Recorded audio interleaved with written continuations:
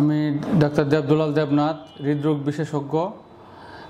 আজ 29শে সেপ্টেম্বর বিশ্ব হার্ট দিবস অথবা বিশ্ব হৃদরোগ দিবস।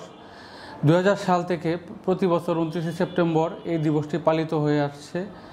তো এই দিবসটি কেন গুরুত্বপূর্ণ?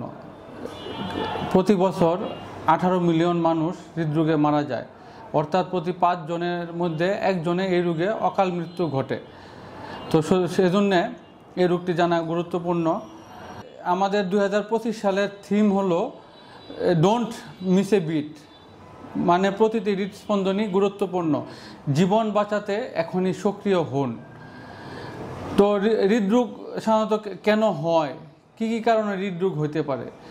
এর মধ্যে আসলে বংশগত কারণ হতে পারে, যারা একটু শারীরিক স্থূলতায় ভুগে তাদের হতে পারে, যারা একটু শারীরিক পরিশ্রম কম করে তাদের হতে পারে, যারা অ্যালকোহল পান করে অথবা যারা ধূমপান করে তাদের হতে পারে। এইসবই মেইন কারণগুলো হলো এগুলো হৃদরোগের কারণ।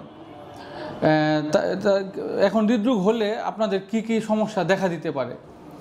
তো লক্ষণ তাহলে আপনাদের কি কি হতে পারে?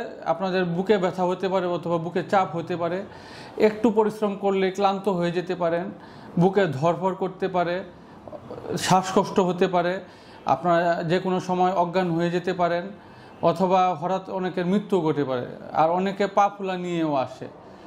এগুলো মূল কারণ, মূল লক্ষণ হৃদরোগের।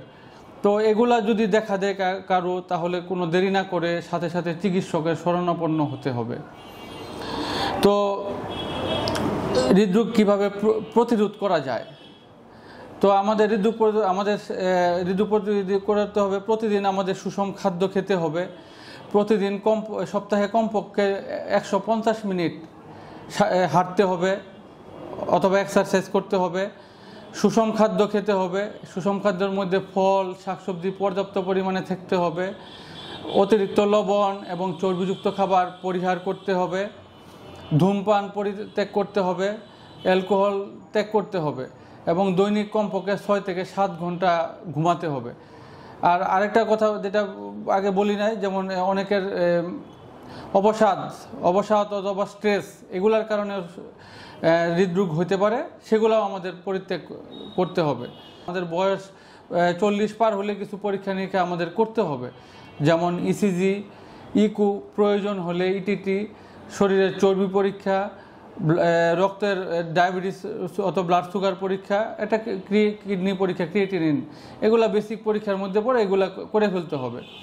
যদি এগুলাতে কোনো সমস্যা দেখা দেয়, তাহলে আমাদের পরবর্তী অপশন আছে ইটিটি, সিটি এনজিওগ্রাম, এগুলা পরবর্তীতে প্রয়োজন অনুসারে আপনার চিকিৎসক আপনাকে পরামর্শ দিবে।